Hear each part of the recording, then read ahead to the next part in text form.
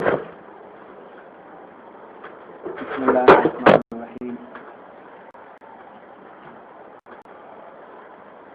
الحمد للہ رب العالمین والصلاة والسلام علی سید الانبیاء والمرسلین وعلی آلہ واصحابہ اجمعین اما بعد فقد قال اللہ تبارک و تعالی فی شان حبیبہ الکریم ان اللہ وملائکتہ یصلون علی النبی یا ایھا الذین آمنوا صلوا علیہ وسلموا تسلیما اللهم صل على سيدنا مولانا محمد وعلى آل سيدنا ومولانا محمد وبارك وسلم صلاة وسلاما عليك يا رسول الله صلى الله تعالى عليك وسلم. فقد قال الله تبارك وتعالى في القرآن المجيد والفرقان الحميد أعوذ بالله من الشيطان الرجيم بسم الله الرحمن الرحيم انما يريد الله ليذهب عنكم الرجس اهل البيت ويطهركم تطهيرا. اللہ تو یہی چاہتا ہے کہ اے نبی کے گھر والوں کہ تم سے ہر ناپاکی دور فرما دے اور تمہیں پاک کر کے خوب ستھرا کر دے. معزز حاضرین، درس قرآن کا ہمیشہ کی طرح آج دن ہے اور حسب اعلان درس قرآن ہی کے وقت میں ہم لوگ آل بیت کے متعلق کچھ اپنے معلومات کریں اور اپنا ایمان تازہ کریں. یاد رکھیے قرآن کریم صرف چند مخصوص باتوں کے بیان کرنے والی کتاب نہیں،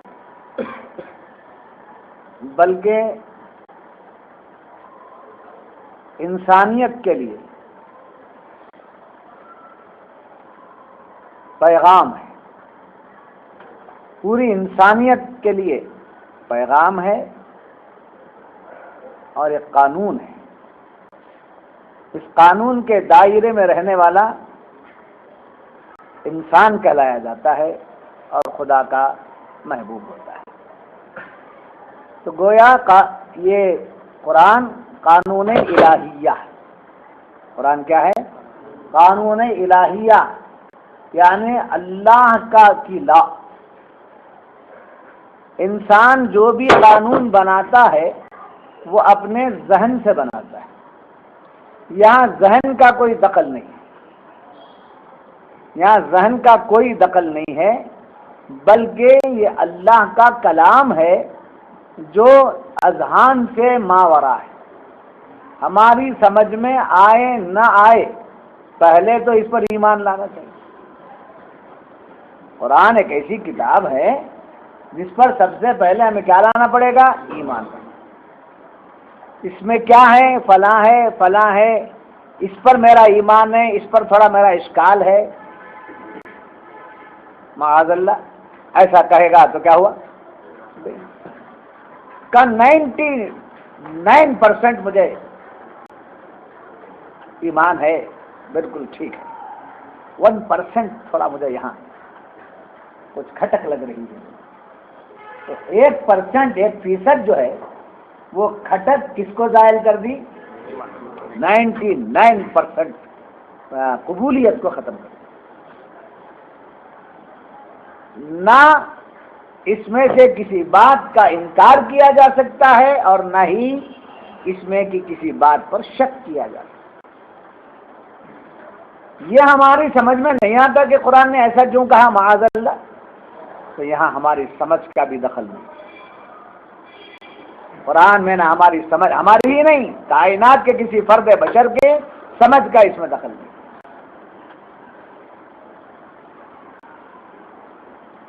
تو اس کتاب کے اندر اللہ تعالیٰ نے بہت سی باتیں بیان کی. جیسا کہ میں نے اس سے پہلے بھی کہیں عرض کیا ہو کہ دیکھیے علم تین قسم کا ہے، علم تین قسم کا ہے۔ ایک علم العقائد، ایک کیا ہے؟ علم العقائد، عقائد کا علم ہونا۔ عقیدے کا علم نہیں ہے تو پھر سارا کیا کرایا بیکار۔ بنیاد عقیدہ، جس کا عقیدہ نہیں ہے اس کا عمل نہیں ہے، جس کا عمل نہیں ہے اس کی نجات نہیں ہے۔ تو ہر چیز کا بیس، ہر بات کی بنیاد کیا ہے؟ عقیدہ۔ تو اسی لیے سب سے پہلے امام کے پیچھے نماز پڑھنے سے پہلے امام کا عقیدہ دیکھو کیا ہے۔ امام کے پیچھے نماز پڑھنے سے پہلے امام کا عقیدہ، یہ مت تو مسلم ہے۔ ہمارے ہاں چھوٹ کی بات اگر ہے تو اس کا مطلب غلط نہیں نکالنا، پکڑ ہے برابر، سمجھے۔ جس کسی کے پیچھے جا کے نماز پڑھ لیجیے، نہیں شیعہ ہے اس کے پیچھے جائیں گے کیوں؟ اس کا عقیدہ درست نہیں ہے۔ غیر مقلد ہے، اس کا عقیدہ درست نہیں ہے۔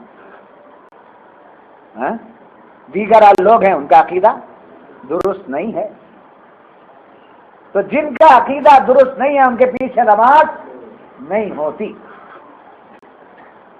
تو میں اس بحث میں آپ کو لے جانا نہیں چاہتا ہوں، یہ بتانا چاہتا ہوں کہ نماز کی امامت بعد میں ہے، پہلے امام کا اپائنٹمنٹ جو ہوگا وہ عقیدے کی بنیاد پر ہوگا، امام کی جو اقتدا ہوگی وہ عقیدے کی بنیاد پر ہوگی۔ جی، استاد کے پاس پہنچیں گے عقیدے کی بنیاد پر پہنچیں گے، رشتہ جوڑیں گے عقیدے کی بنیاد پر جوڑیں گے، تعلقات قائم کریں گے عقیدے کی بنیاد پر قائم کریں گے۔ تو بنیادی چیز کیا ہے؟ عقیدہ۔ عقیدے کے اندر تین باتیں بڑی گہری ہیں، اس پر یہ کر لینا چاہیے۔ عقیدہ خدا کی ذات پر، عقیدہ خدا کی ذات و صفات پر، عقیدہ نبی کی نبوت و رسالت پر، عقیدہ حضور کے خاتم النبیین ہونے پر۔ ختم نبوت پر ہے سمجھے، خیال نہیں، عقیدہ۔ ختم نبوت پر اگر عقیدہ نہیں ہے تو ایمان نہیں۔ تب دیگر صفات جو نبی کے ہیں جیسے شفیع المذنبین ہیں، رحمت للعالمین ہیں، انیس الغریبین ہیں، آپ عالم ما کان و ما یکون ہیں، سمجھے۔ ان باتوں پر واضح طور پر عقیدے کی کا اظہار نہیں ہے۔ رسول مانا تو ان تمام کمالات سے ماننے کا نام ہی رسول کو ماننا۔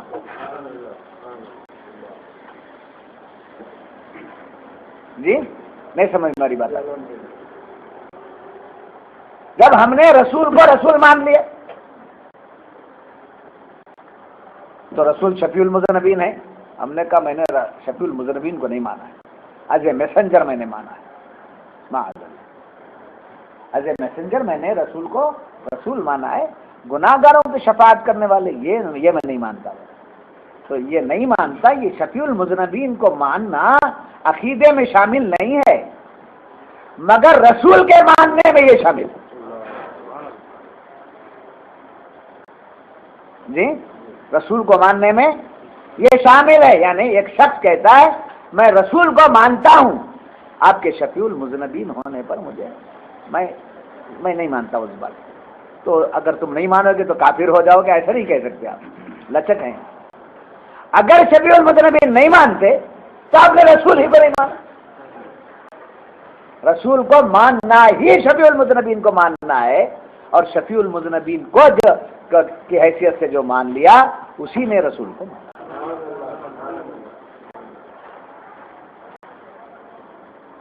یہ میں اس لیے آپ کے ذہن میں وہ بات لا رہا ہوں کہ لوگ کہیں گے شفیع المذنبین یہ عقیدے میں شامل نہیں ہے۔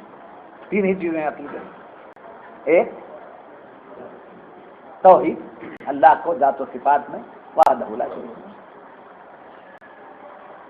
نبی اور رسول کو اللہ کا بھیجا ہوا رسول ماننا، جی، اور حضور کو خاص طور پر خاتم النبی۔ یہاں آ کر آپ لوگوں کو جو لوگ بہ گئے کہ تین چیزیں ہونا، اللہ کی ذات، رسول کی رسالت اور حضور کا خاتم النبیین ہونا، یہ قرآن سے ثابت ہے۔ اب یہ دوسری باتیں جو آپ لیے ہیں یہ محبت میں لوگ ایسے کہہ دیتے ہیں، آپ اپنے ایمان کو بچاتے چلیے۔ یہ سب کیا ہے؟ محبت۔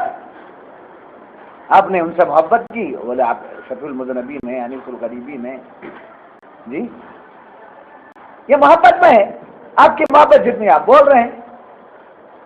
مگر ہمارے پاس صوفیہ کے پاس اللہ کے ذات و صفات کو وہی ماننا نہیں ہے، سمجھے؟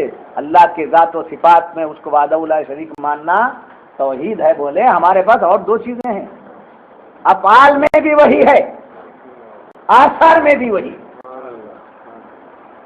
یعنی کوئی عمل نہیں ہو سکتا جو بھی عمل ہو رہا وہ اللہ کے ہو رہا، جو بھی عمل ہو رہا وہ اللہ کے۔ خیر جو بھی ہوا وہ ہے فضل خدا، خیر جو بھی ہوا وہ ہے فضل خدا، ورنہ شر کے سوا ہم سے کیا ہے۔ تو خیر میں بتا رہا تھا کہ امام کو مقرر کرتے وقت میں یا امام کی اقتداء میں جانے سے پہلے کیا دیکھنا چاہیے؟ اس کی نماز ہونے پڑے۔ ہمارے پاس چھوٹ ہے، سلسلے تک کی بات کر رہا ہوں میں، اس میں کوئی دخل دینا نہیں چاہتا، بڑوں کی باتیں ہیں، ان کی تحقیق ہے، میں اس میں دخل دینا نہیں چاہتا، مگر ان کی اجازت کا مطلب بھی یہی ہے کہ کس کو دیکھو؟ عقیدہ۔ عقیدہ اگر درست نہیں ہے تو پھر اس کا کیا نہیں درست ہے؟ ایمان نہیں ہے اور اس کا عمل قبول۔ تو پہلے علم العقائد، بچے کو سب سے پہلے کیا سکھا دینا چاہیے؟ عقائد، عقیدہ مضبوط کر کے چھوڑ۔ جی نماز کے مسائل سکھانا ہے آپ کو، آپ کتنا بول کر سکھائیں گے اس کو سیکھنا باقی رہتا ہے۔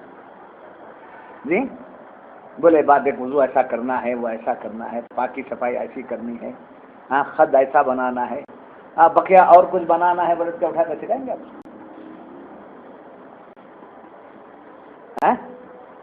وہ اپنے مطالعے سے، اپنے دوستوں سے مل کے، وہ اپنی کتابوں سے، وہ علماء سے مل کر کے وہ مسائل سیکھ لیتا ہے، تو لازم ہے اسے سیکھنا۔ مگر ماں باپ پر جہاں علم الاحکام سکھانا ہے اس سے بڑھ کر علم العقائد، بچے کو بھٹی میں ڈال دینا عقیدہ، بقیہ کدھر بھی جاتا ہے ایک نہ ایک دن واپس آتا ہے۔ تو بنیادی چیز کیا ہے؟ مرید بنایا، مرید کو پہلے عقیدے والا بنانا، سمجھے؟ اور عقیدہ والا بنانے کے لیے ہی مرید بناتے ہیں، اس لیے کہ جب ہماری عقیدت میں آ جاتا ہے تو ہم جو بولے وہ سنتا ہے۔ مریدی سے پہلے عقیدت ہے، عقیدت الگ چیز ہے، عقیدہ الگ چیز ہے۔ جی تو معلوم ہوا کہ پہلے کیا ہونا چاہیے؟ عقیدہ۔ دوسرا علم کیا ہے؟ علم الاحکام، یعنی جو احکامات ہیں جیسے نماز ہے، روزہ ہے، زندگی گزارنے کا طریقہ ہے، یہ ساری چیزیں کیا میں شامل ہیں؟ علم الاحکام میں شامل ہیں۔ اور جو جتنے اسٹیج کا ہوگا اس پر وہ لازم آ جاتا ہے۔ بچہ نابالغ ہے، اسے نماز کا طریقہ سکھا دو، اسے نماز پڑھنے کا ڈھنگ سکھا دو، اسے رکوع کرنے کا سلیقہ سکھا دو، اسے سکھا دو۔ جب بچہ جوان ہو گیا ہے تب لازم آ جاتا ہے کہ جوانی کے بعد جو تقاضے اس کے سامنے آتے ہیں اس کا علم سکھاؤ۔ جی شادی شدہ ہو جاتا ہے پھر اس کے بعد اشارے سے سمجھاؤ۔ پہلے لوگ سمجھاتے تھے، پہلے بڑے لوگ سمجھاتے تھے، لڑکیوں کو تو دادی، نانی، خالہ جی سمجھاتے تھے ان کو۔ اب سمجھانے والے کون ہیں؟ ان کو خود سمجھ میں نہیں آتا تو اور کیا سمجھائیں گے؟ اسی واسطے گھروں میں بربادی ہے، تباہی ہے۔ تو علم الاحکام، علم کی کتنی قسمیں بتایا میں؟ کیا کیا بولو؟ علم العقائد، بولو علم العقائد، علم الاحکام، جی علم الاحکام یعنی احکامات کا علم۔ احکامات میں کیا؟ یہ کرو یہ مت کرو، یہ کرو یہ مت کرو، زکات دو کب دینا، کیسا دینا، مال کی زکات کتنی، زیور کی زکات کتنی، کیا کیا اس کا طریقہ کیا، جانوروں میں زکات کیسے نکالی جائے، اناج میں کیسے زکات نکالی جائے، مکانات میں کیسے زکات نکالی جائے، سمجھے؟ کچھ بھی معلوم نہیں ہے، زکات کا علم معلوم نہیں ہے، سمجھے؟ کہاں زکات دینا ہے بول کر کے جا کر ایک 50 میٹر کے 100 میٹر کپڑا لا کے 2 میٹر بانٹ دیا زکات دیجیے۔ مال لے لینا، مالدار ہو جانا بڑی بات نہیں ہے، اس مال کو اللہ کی مرضی پر صرف کرنا بڑی بات ہے۔ علم والا ہو جانا بڑی بات نہیں ہے، وہ سب ہو جاتا، سمجھے؟ مولانا صاحب بننے کے لیے کیا ہے، 8-5 سال بس ہے، ہمارے مدرسے کے حساب سے 7 سال میں، 7 سال میں بس عالم ہو گیا، وہ الگ پڑ جائے، وہ الگ پڑ جائے، وہ امتحان دے دیا، وہ ایگزام دے دیا، وہ نمبر لے لیا، سمجھے؟ رینک آیا کہ فرسٹ آیا کہ سیکنڈ آیا، جج ہے، کیا ہو گیا؟ مگر اس کے پاس علم ہے، پروف کیا؟ ڈگری دکھاتا ہے، ڈگری علم نہیں ہے، اس کا علم کام میں رہنا، کام میں لگنا، کسی کو سکھا رہا ہے، کسی کو سنا رہا ہے، کسی کو بتا رہا ہے، کسی کو قریب کر رہا ہے، کسی کے دل و دماغ کو بنا رہا ہے، کسی کی زندگی بنا رہا ہے، کسی کو سنوار رہا ہے، یہ سب کون سے تقاضے ہیں؟ علم ہے، علم والا ہے، سمجھے؟ مولانا بہت ہیں دنیا میں، مولانا کی کمی ہے، ایک سال کو ہزاروں عالم نکلتے ہیں، ایک دو تھوڑی نکلے، ہزاروں مدرسے ہیں، ہر مدرسے سے 2 بھی نکال دیے تو ہزاروں کی تعداد ہو گئی، مگر ان ہزاروں میں سے کتنوں سے دین کا کام ہو رہا ہے؟ کتنے لوگ لوگوں کو خرید کر کے دین بتا رہے ہیں؟ ایسا اگر آپ دیکھیں گے تو انگلیوں میں گن بھی نہیں، انگلیاں کی گنتی زیادہ ہو جائے گی، وہ لوگ کم ہو جائے گے، جی؟ تو کیا ہے؟ علم الاحکام۔ آپ سے میں دوستی کیا، آپ سے میں ایک چائے پیا، آپ سے میں آپ کے گھر میں ایک وقت میں کھانا کھا لیا، مثال، جی؟ تو آپ نے، آپ کے پاس جو تھا وہ کیا، آپ نے پیسہ تھا، چائے پلائی، پیسہ تھا، آپ مجھے کچھ کھلائے، پیسہ تھا، آپ نے میری دعوت کی، آپ کے پاس جو تھا آپ نے کر دیا، اب میرے پاس جو ہے میں آپ کو کرنا ہے نا، جی؟ میرے پاس جو ہے نا آپ کو کرنا ہے، تو چائے کا بدلہ چائے پلا دیے تو کمال کی بات نہیں، اب ایک وقت دعوت دیے، میرے پاس بھی ایک وقت دعوت میں آ جائیے، یہ کوئی کمال نہیں۔ کمال کی بات کیا ہے؟ میرے پاس جو ہے وہ آپ لے رہے ہیں، اور اللہ نے آپ کو جو دیا ہے وہ مجھے دینا ہے۔ آپ کا دینا کوئی بڑی بات نہیں ہے، میرا دینا بہت بڑی بات ہے۔ میرے سے مراد میری اپنی ذات کی بات نہیں کر رہا، ایک مولانا کی حیثیت سے، عالم کی حیثیت سے، سمجھے؟ ایک ذمہ دار کی حیثیت سے بیان، میرے سے مراد میری ذات، بہت میں پن ہے نا ان کو، یہ بیوقوفی کر لیا تو میں کیا کروں، بہت میں پن ہے نا ان کو، یہاں آیا تو بھی پکڑ لوں گا تعلیمات میں، میں پن کے سوا اور کون ہے؟ سمجھے؟ میں کے سوا اور کوئی ہے نہیں ہے، بس فرق اتنا ہے کہ میں کو سمجھے بغیر میں بولتا ہے تو فنا ہو جاتا ہے، جب میں کو سمجھ لیا میں کے سوا اور کوئی ہے بولا تو مشرک ہو گیا۔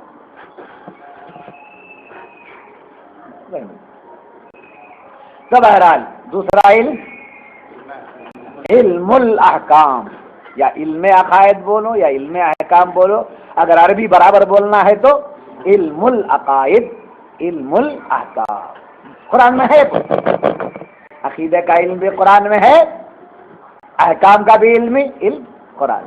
پھر ایک علم ہے علم التذکیر، کیا ہے؟ علم التذکیر۔ علم التذکیر کیا ہے؟ واقعات، واقعات کس سے؟ جی؟ قرآن میں واقعات موجود، اور واقعات ہم نہ کیا لینا دینا لے، ایسا نہیں، قرآن بولو وذکر فی الکتاب ابراہیم، یاد کرو ہم نے ابراہیم کا واقعہ بیان کیا. وَاذْكُرْ فِي الْكِتَابِ مریم، یاد کرو ہم نے مریم کا واقعہ بیان کیا. مریم کی بات سورہ مریم ہی رکھ دیا ہے. اس میں آل عمران میں آپ سنیں تو کس کا واقعہ ہے؟ آل عمران، عمران کا واقعہ. سمجھ میں بات ہے. تو واقعات بھی موجود ہیں، خدا کے محبوبوں کے بھی واقعات موجود ہیں، خدا کے محبوبوں کے دیوانوں کے واقعات بھی موجود ہیں، خدا کے محبوبوں کے دشمن کے قصے بھی موجود ہیں. جیسے فرعون کا ہے، قارون کا ہے، نمرود کا ہے، شداد کا ہے. سب اب لوگ کہتے ہیں ان سب کے قصے مان لیتے ہیں، مگر حسن حسین کا ذکر نہیں ہے نا قرآن کے اندر. اگر حسن حسین کا ذکر قرآن میں نہ آتا تو پھر قرآن پورا نہ ہوتا.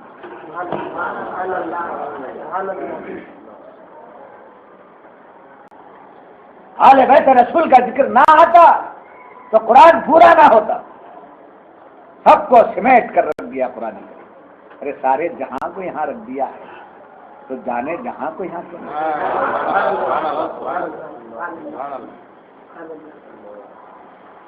تو اللہ تبارک و تعالیٰ اس آیت میں فرماتا ہے، بہت سے واقعات کا ذکر کیا، یہاں ایک بات بیان کی. بیان کرتے کرتے کرتے کرتے ایک جگہ آتا ہے انما یرید اللہ، بے شک اللہ چاہتا ہے. اللہ چاہتا ہے، کیا چاہتا ہے؟ لیذہب عنکم الرجس اہل البیت، یعنی اے محبوب آپ کے گھر والوں کو تمام گندگیوں سے پاک کر. اہل بیت الگ، آل بیت الگ، دونوں کے کس معنی میں لیتے ہیں سمجھو؟ آل سے مراد امت، اہل سے مراد گھر والے. جی آپ آئیے گا، نیچے سے آواز دیجیے، میں آ جاتا ہوں. کیونکہ گھر میں اہل بیت ہے، گھر میں اہل بیت گھر والے ہیں. نبی کی بارگاہ میں بھی صحابہ کو بے خطر جانے کی اجازت نہیں تھی. سمجھے؟ حکم کیا ہے؟ دروازہ ٹھوک کر گھس جائے، السلام علیکم، آگے. کسی کے گھر میں بھی نہیں جانا ایسا. سمجھے؟ دروازے کی آڑ میں. اگر ان سے ملنے کا کوئی دوسرا مقام نہیں ہے یا ایسی ضرورت پیش آ گئی ہے کسی کے گھر بھی، دوست کے، رشتہ دار کے، بے دھڑک نہیں گھسنا، بلکہ دروازے کے پاس بھی آ کر نہیں کھڑنا، دروازے کی آڑ میں کھڑنا. آڑ میں کھڑ کے آہستہ سے دروازہ تھپ تھپانا، کٹنا آہستہ. آج کل تو بیل سسٹم آ گیا. پھر عورتیں جب آئیں گی تو وہ آڑ میں بات کریں گے. ہیں شاب الحسن صاحب ہیں، ملنا چاہتا ہوں. شاب الحسن صاحب کون ہیں آپ؟ میں ان کا پیر ہوں، آیا ہوں. اچھا اچھا ابھی بلا دیں. یہ انداز سمجھو. مریدانہ تمہیں سب گھسو، میں آ رہا ہوں تک. سمجھا؟ مریدان سے کیا مرید نہیں میری ہے، سمجھے؟ محرم نہ محرم ہے، بات بھی کرنا ہے. مرید نہیں سے اگر بات بھی کرنا ہے تو ان کے محرم کی موجودگی میں کرنا ہے. اللہ اپنے گھر کو بغیر محرم کے بلاتا نہیں ہے. اللہ کے گھر کو حج کو جانے کے لیے محرم ہونا ہے نا. اللہ اپنے گھر کو بغیر محرم کے بلاتا نہیں ہے تو پھر بغیر پردے کے کیسے گھس جا سکتا ہے؟ قانون ہے، نبی کا بھی قانون ہے، اللہ کا بھی قانون ہے. دین سمجھو بابا. ہر بات کو سمجھانے کے سلسلے کا نام ہے سلسلہ عاملیہ. کسی چیز میں محروم نہیں، کسی چیز سے محروم نہیں. یہاں آنے کے بعد پھر اور کہیں جھانکا بولے تو اس سے بڑا بے وفا کوئی ہو ہی نہیں. یہاں نہیں ملا کچھ بھی بولا تو کہیں بھی نہیں ملا، ملا بھی نہیں ملتا. بس سمجھ میں عبد الجبار صاحب حضرت دیکھو آ گئے آپ، شربت پینے کا دن، چونگے کھانے کا دن، پھر بھی آپ آ گئے. ہاں یہ چونگے بتی یہ جو ہے شیعہ کی طرف سے ہمارے اندر آئی ہے. کیا ہے؟ شیعہ لوگوں نے اس کو شروع کیا، ان کے ہاں چلتا ہے. وہ دیکھا دیکھی ہمارے ہاں بھی وہ شروع ہو گیا، اس کی کوئی اہمیت نہیں. البتہ کھچڑے کی اور شربت کی اہمیت، اور سب سے بڑی اہمیت روزے کی. سب سے بڑی اہمیت روزے کی ہے، اور اس کے بعد شربت اور کھچڑا. شربت ذکر حسین کو یاد دلاتا ہے، اور کھچڑا حضرت نوح علیہ السلام کی کامیابی کو یاد دلاتا ہے. حضرت نوح علیہ السلام کشتی پار ہو جانے کے بعد آپ نے مختصر دالوں کو اناج کو اکٹھا کر کے ایک حلیم بنایا. حلیم بولتے اسے، حیدرآباد میں جا کے وہ حلیم ہو جاتا ہے، ہمارے ہاں آ کر کے وہ کھچڑا ہو جاتا ہے. سمجھ میں خیر یہ رکھنا ہے تو رکھو، نکالنا ہے تو آپ کے میں. تو علم التذکیر یعنی واقعات، کس کے واقعات؟ فرعون کے ہیں، قارون کے ہیں، حامان کے ہیں، نمرود کے ہیں، سب کے قصے ہیں. ان کے قصے کا میں حسن و حسین کا نہیں ہے بولے تو پھر کیا ہے؟ قرآن نامکمل ہو جائے گا.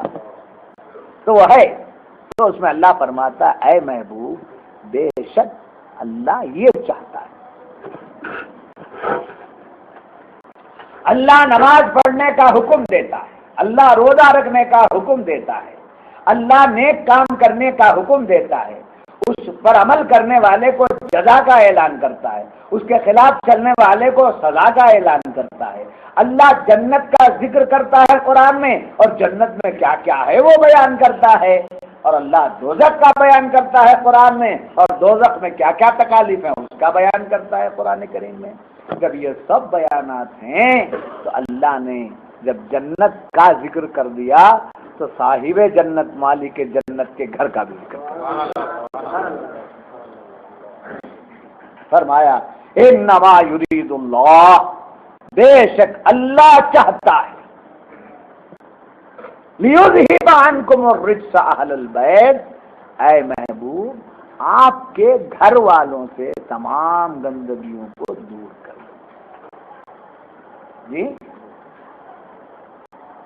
وَيُطَهِّرَكُمْ تَطْهِيرًا، اور کیا کرے؟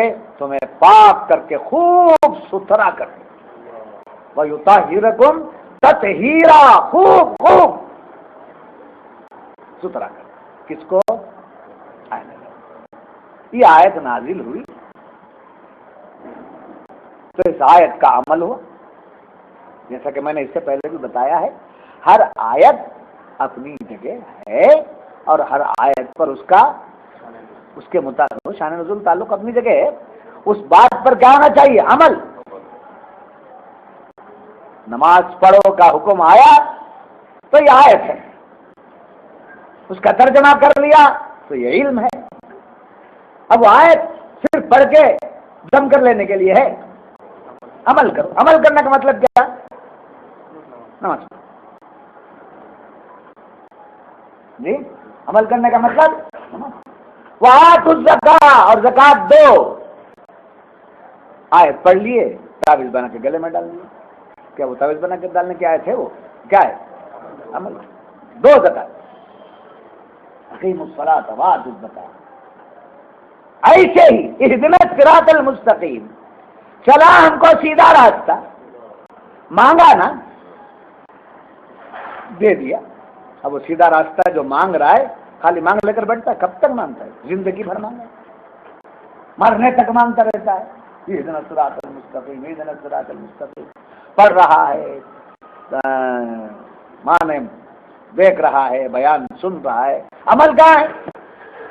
اہدنا الصراط المستقیم پر عمل ہونا نا. تو اہدنا الصراط المستقیم پر آپ عمل نہیں کر سکتے تو اس کا عمل کا راستہ کیا ہے؟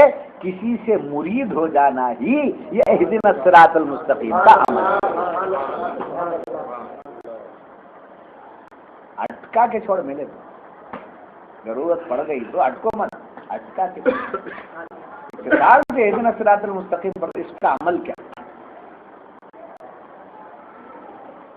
آپ عمل کرے کیا اس پر؟ ہمیں کیسا عمل کرنا سوچتے ہیں؟ اماموں کا راستہ ہے صراط مستقیم ہے جی، اماموں کا راستہ ہے صراط مستقیم ہے وہ. اب عمل کر رہا آدمی کس کے طریقے پر چلے؟ امام شافعی بھی امام ہے، امام مالک بھی امام ہے، امام احمد بن حنبل بھی امام ہے، اور امام اعظم بھی امام ہے. تب کیا کرنا پڑے گا؟ وہاں کسی امام کو چن لینا پڑے گا، کسی امام کے تابع ہو جانا پڑے گا. جب امام کے تابع ہو گیا تو اہدنا الصراط المستقیم پر عمل ہو رہا ہے.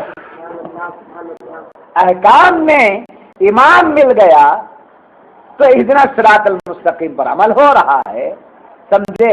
اسرار میں امام مل گیا تو اہدنا الصراط المستقیم پر عمل ہو رہا ہے. تو اہدنا الصراط المستقیم کا عمل کیا ہے؟ کسی کے ہاتھ پہ گر جائے. نہیں سمجھ میری بات آتی؟ میں تسلسل کو چھوڑ دیا ہوں، آج کچھ الگ سی باتیں چل، ورنہ اور آپ تو بہت پیچھے بول دیا تھا نا اس پر کچھ چلیں گے. اہدنا الصراط المستقیم سمجھ میں آیا؟ عمل ہونا اس کا کیا ہونا؟ عمل ہونا. بکرا ذبح کرو، جانور تمہارے لیے ہم نے حلال کر دیا ہے. تو جانور حلال کر دیا ہے کا مطلب کیا؟ لا کر گھاس چارہ ڈالنا، یہ کرتے رہنا، اس کو روز نہلانا، یہ کا مطلب کیا؟ ہم نے تمہارے لیے دے دیا ہے تو کیا کرو تم؟ ذبح کرو، عمل کرو. یہ عمل بکرا حلال ہے، اس کو ذبح کرو، یہ عمل ہے. ہم نے مرد اور عورت سے وہ ایک مرد اور ایک عورت سے کیا پیدا کیا؟ تم سب کو پیدا. یا ایھا الناس اتقوا ربکم الذی خلقکم من نفس واحدہ. ہم نے ایک مرد اور عورت سے تم کو پیدا کیا ہے. کیا بتایا قانون کیا بتایا؟ ایک مرد اور ایک عورت کا ہونا ضروری ہے، بغیر اس کے تم وجود میں نہیں آ سکتے. سمجھے؟ اب یہ بیان ہے، ترجمہ ہے، اس کے بارے میں وضاحت ہے، تو یہ علم ہے. عمل کیا ہے؟ عمل کب ہے؟ جبکہ رشتہ ازدواج میں آ جائے. ایسے ہی ہر آیت کا ایک عمل ہے. تو جب یہ آیت نازل ہوئی تو وہاں ایک عمل ہو رہا ہے کہ حضور بیٹھے ہوئے ہیں، حضور تشریف فرما ہیں، اور آپ کے جسم اطہر پر کملی انور ہے. سمجھے؟ کملی کیا کلر کی تھی؟ ہاں، خبردار کالے جوتے نہیں پہنتے. میرے پیر مرشد فرماتے عظمت کرو. کالا رنگ دو طریقے سے بچنا چاہیے، اس لیے کہ ایک تو نبی کا ہے، اور دوسرا یہ ہے کہ اس کالے رنگ کا شعار کس کا ہے؟ رب ماتمی. یہ بھی نہیں. حضور تشریف فرمائے، آیت مبارکہ نازل ہوئی، اور آپ کے جسم اطہر پر کیا ہے؟ کالی کملی. یہ آیت نازل ہونا تھا سامنے. دو باتیں معلوم ہو گئی. ایک، حضور نے جن کو اپنی چادر میں لیا، لے کر کے بتایا یہی میری اہل بیت ہے، یہ میرے اہل بیت. سمجھے؟ اور اہل بیت میں اس سے پہلے بھی بتایا ہوں غالباً آپ کو، ایک نسبی ہے، ایک نسبتی ہے. سمجھے؟ حضور تشریف فرما ہے، آیت نازل ہو گئی تو حضرت امام حسن وہاں موجود تھے، آپ نے ان کو اپنی چادر عمل ہو رہا ہے. اللہ یہ چاہتا ہے کہ آپ کی آل کو تمام گندگیوں سے پاک کرے. اللہ یہ چاہتا ہے، تو اس کی چاہت کا اعلان ہونے کی دیر حضور نے امام حسن کو اپنی چادر. پھر اس کے بعد امام حسین آئے. ان کو آپ نے اپنی چادر میں لیا۔ بی بی فاطمہ الزہرا آئی، ان کو آپ نے اپنی چادر میں لیا جی۔ اور اس کے بعد علی مرتضیٰ شیر خدا آئے، ان کو اپنی چادر سمجھے۔ فاطمہ، علی، حسن اور حسین کتنے ہوئے؟ 4 ہوئے۔ اب حضور نے چادر میں لے لیا تو کیا ہوا؟ یہی پنجہ ہے۔ وہ جو پنجے ہیں وہ الگ تھے، اس کے بارے میں بولتا بھی نہیں کچھ بھی۔ پنجتن کس کو بولے؟ محمد علی، فاطمہ، حسن اور حسین۔ ان چاروں کو اپنی کملی میں لے کر حضور نے فرمایا، اے مولا میں تیری چاہت کو پورا کر دیا۔ اللہ چاہتا ہے کہ اہل بیت کو تمام گندگیوں سے پاک کر دے، تو کیسا پاک کرنا؟ عمل کیا ہو رہا ہے؟ نبی کی چادر میں آ گئے تو معلوم ہوا کسی کے دامن میں آنا ہی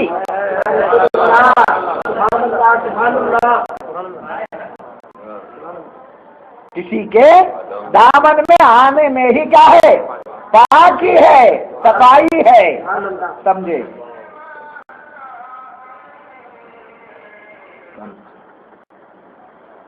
جی اب یہاں ایک بات یاد رکھیے، اہل بیت میں کون ہے؟ حضرت خدیجہ اہل بیت، حضرت عائشہ اہل بیت، یعنی آپ کی ازواج، آپ کی ازواج مطہرات کیا ہے؟ وہ اہل بیت ہیں۔ یہ اہل بیت میں نہیں ہے۔ بیٹی تو اہل بیت میں آ گئی، خاتون جنت۔ حضرت علی اہل بیت میں نہیں ہے،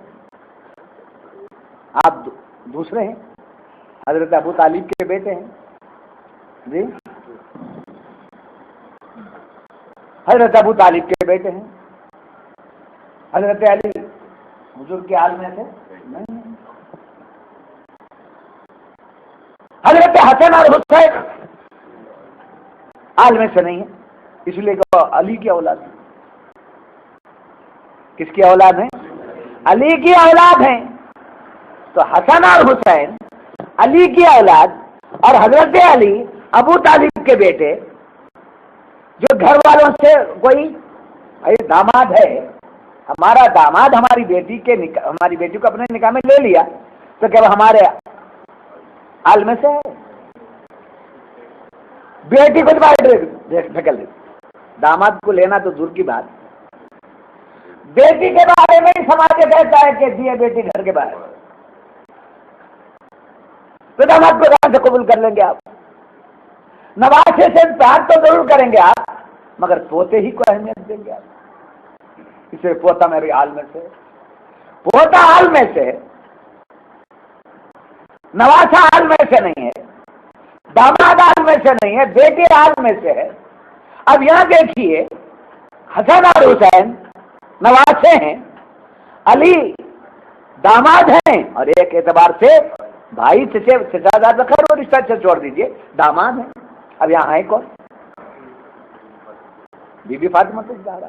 جب یہ آیت نازل ہوئی تو خدیجۃ الکبریٰ کو بلانا تھا، عائشہ صدیقہ کو بلانا تھا، اور گھر والی جو امہات المومنین ہیں ان کو بلانا تھا، ان کو بلائے بغیر ان کو لے لیا تو معلوم ہوا ہے مولا وہ تو میری آل میں سے ہے ہی، وہ میری آل میں سے ہے ہی، مگر مولا میں نے ان کو بھی اپنی آل میں لے لیا ہے، تو قبول فرما لے۔ میں نے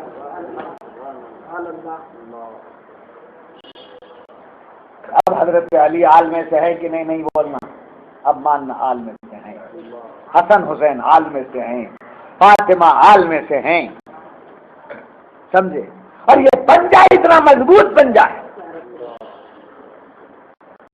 بڑی سی بڑی مصیبت آپ پر آج گئی، یہ پنجتن کا واسطہ لے لو، تمام مصیبتیں دور ہو جائیں۔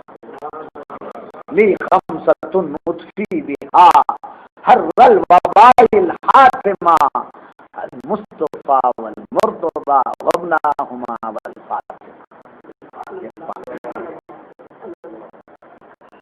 جی یہ 5 ناموں کے تغرے بھی ملتے ہیں، اس میں سے ایک نام زیادہ ہے.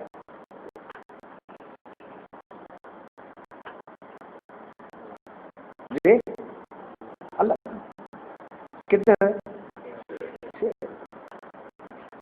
شیر ہوئے سمجھے، مگر صوفیہ فرماتے ہیں اللہ محمد کو دور مت کر، محمد کو پکارنا ہی اللہ کو پکارنا، محمد کے ساتھ ہو جانا ہی اللہ کے ساتھ. تو حضور نے ان کو اپنے کہنے میں لے لیا، آل میں لے لیا، چادر میں لے لیا، تو وہ کیا ہوئے؟ آل ہو گئے، آل بیت رسول، اہل بیت. کون؟ حسنین کریمین اور حضرت علی. ان 5 کا مقام یہ ہے کہ سرکار فرماتے ہیں صلی اللہ علیہ وسلم حسن اور حسین مجھ سے، اور جس نے ان سے محبت کی اس نے مجھ سے محبت کی، اور جس نے مجھ سے محبت کی اس نے حق سے محبت کی. جو ان سے دشمنی کیا اس نے مجھ سے دشمنی کی، جس نے مجھ سے دشمنی کی اس نے خدا سے دشمنی کی. اور حضور فرماتے ہیں صلی اللہ علیہ وسلم جو میری آل کی محبت میں مرتا ہے وہ شہید ہوتا ہے.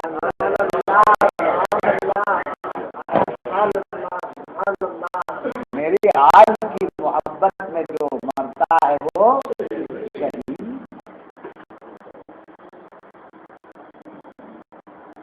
تو آل بیت کی محبت یہ ایمان کا تقاضا ہے. آل بیت سے محبت اور رشتہ کیا ہے؟ ایمان کا تقاضا ہے. اور دامن نہیں چھوڑیں گے، دامن نہیں چھوڑیں گے. جو بات ہوتی ہے اس کو نہیں سمجھنے والے کیا بولتے تبڑا دامن میں کا پکڑ لیتے. نہ صرف امام حسن کو حضور نے اپنے دامن میں لیا، نہ صرف امام حسین کو حضور نے اپنے دامن میں لیا، بلکہ آپ کی جو اولاد تھی اس وقت جب یہ بچے تھے، اس کے بعد آپ کی جتنی اولاد آئی وہ سب ان کی نسبت سے دامن رسول میں. ان میں امام زین العابدین بھی کہنے ہیں دامن رسول میں، حالانکہ اس وقت پیدا نہیں ہوئے تھے، مگر حسین کو لینے کی نسبت سے امام زین العابدین بھی کہنے آ گئے، دامن رسول میں آ گئے. امام زین العابدین کی جو اولاد امام جعفر صادق، امام باقر، سمجھے یہ سب جو امام ہے جی یہ سب کس کی اولاد میں ہے؟ امام زین العابدین کی اولاد میں ہے. امام زین العابدین حسین کی اولاد میں، حسین حضور کے دامن میں آ گئے تو گویا حضور کے دامن میں صرف حسین نہیں آئے بلکہ حسین کی پوری اولاد آ گئی. اب ان میں سے غوث الثقلین آ گئے، ان میں سے غوث الثقلین آ گئے، ان کو لے لیا تو وہ بھی کس کے دامن میں آ گئے؟ حضور کے دامن میں آ گئے. اب ہم غیر سید ہیں، کوئی پٹھان ہے، کوئی مغل ہے، کوئی شیخ ہے، ہم کو معلوم نہیں کہ ہم کیا ہیں. تو جو ہیں ہم نے کیا کیا، قادری ہونے کے ناطے غوث الثقلین کے دامن میں اپنے کو جوڑ لیا. یہ جٹنا ہوا تو کدھر گئے؟ غوث الثقلین کے دامن میں ہم گئے جی.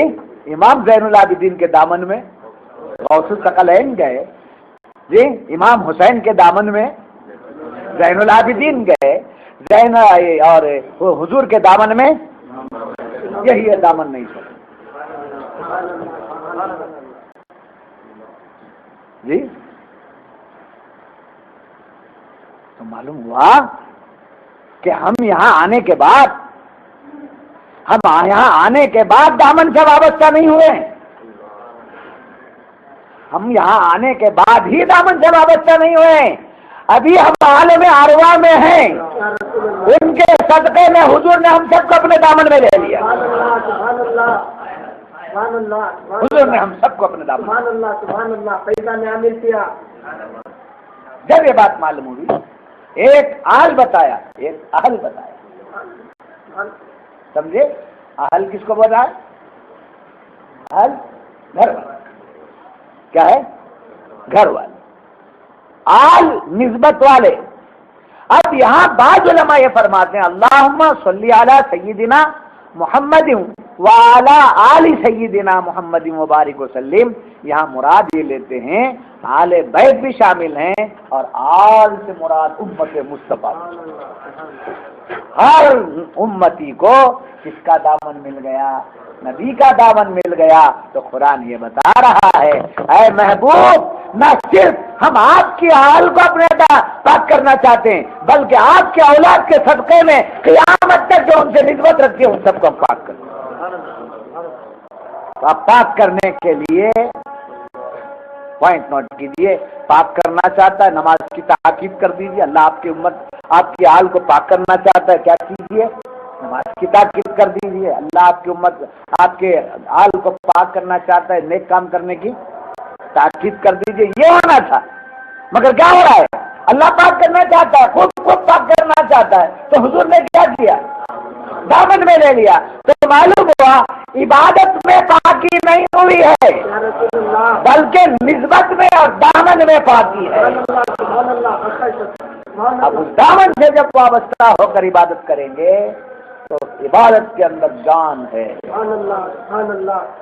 اگر اس کے دامن کے بغیر عبادت کریں گے تو وہ رخ بھی ہمارے سامنے کربلا کی دھرتی سے سامنے آتا ہے، کربلا کی دھرتی سے سامنے آتا ہے۔ نماز یزیدیوں کے پاس بھی ہے، نماز دشمنان حسین کے پاس بھی ہے، کربلا میں 72 لوگوں کے پاس بھی نماز ہے اور 12,000 لوگوں کے پاس بھی نماز ہے۔ دونوں نمازیں یکساں نہیں ہیں، دونوں نمازیں یکساں نہیں ہیں جی۔ یہ نماز اپنی جگہ نماز ہے، مگر دامن رسول سے ہٹ کر ہے، اور یہ نماز